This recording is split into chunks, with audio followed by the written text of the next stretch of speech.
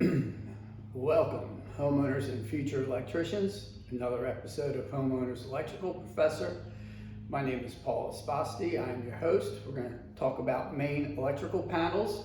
There are basically two ways that electrical panels could be mounted in your house. This here is an example of a flush mounted panel. If your garage is sheetrocked and the panel's out in the garage, or if your electrical panel is somewhere in the house where there's sheetrock around it, okay, before they sheetrock, the electricians mount the panel inside, and then the drywallers sheetrock around it.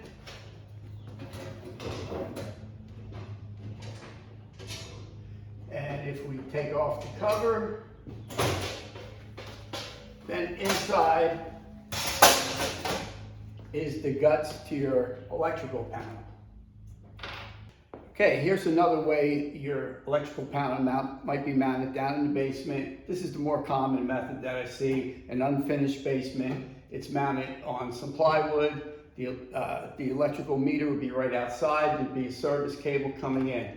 So we have our main breaker here, okay, which can either be on or it can be off, okay? And it has two lugs on here, where your service entrance cable, the black and the red, or the two ungrounded conductors, one would connect here, one would connect there, and that would give you your 240 volts, okay? If your panel is newer, it may have some type of a guard, because these two lugs here, they are always hot when the meter is hot, okay? You can't undo these without pulling out the meter. So what they started doing is requiring these little plastic guards that go over that, and this way when you open up your panel, those two that are hot are protected.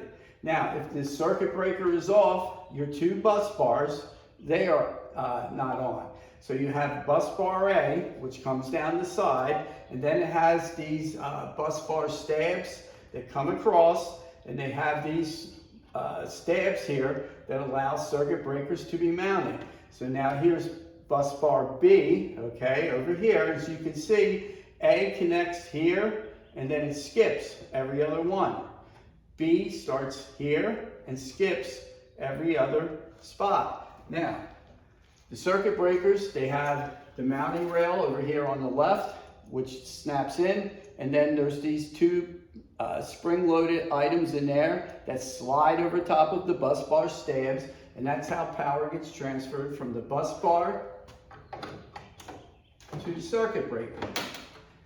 Those just snap in like that. So now this circuit breaker has connection to bus bar A. So between this circuit breaker and the neutral bar, we have 120 volts.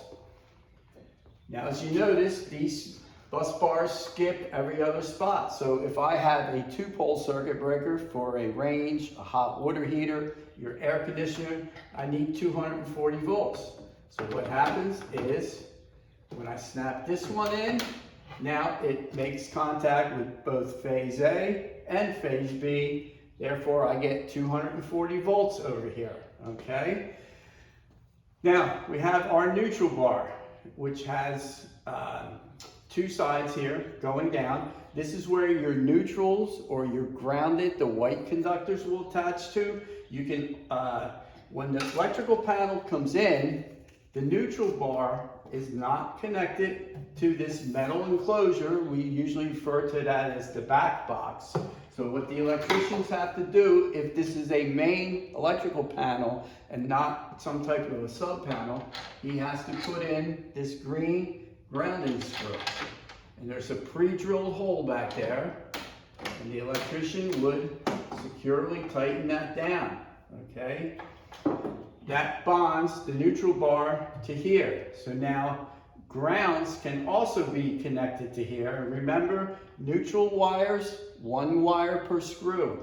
Ground wires, most manufacturers will allow you to put two under one screw, but you never mix a ground wire and a neutral wire under one screw, because you're going to have different heating, expansion, contraction, will cause you problems. If you don't have enough spots here, you need more spots for ground wires only. You can buy per the manufacturer. This here is a Square D panel. You can buy a Square D accessory ground bar, and that will come with a couple of screws. And there are three drilled spots here where you can connect the auxiliary ground bar, but you can only put ground wires on here. No neutral wires can go on the auxiliary ground bar. Okay, so that's the bonding screw, the neutrals. We have the main circuit breaker, the lugs, the bus bars, the stabs. The other thing is information. There are labels on the inside of the back box. Okay, you have your cover.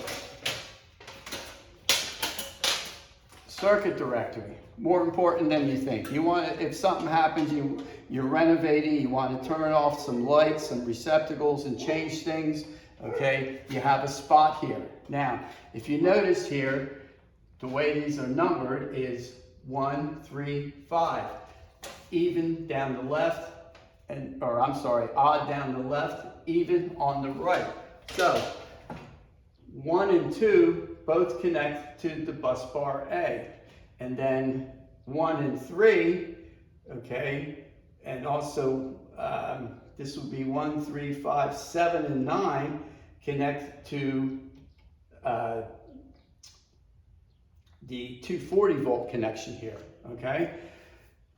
I went over in using electrical testers. There are tools you can buy to locate circuit breakers. You plug it in, you can come down here and trace it. I have a video on that using electrical testers. There's also a simple way with a drop light and extension cord. You can plug it into a receptacle, go downstairs with the drop light, and then you can randomly turn off breakers until you find it and label your directory. It's very useful to have a directory labeled, and technically the code book requires it, okay?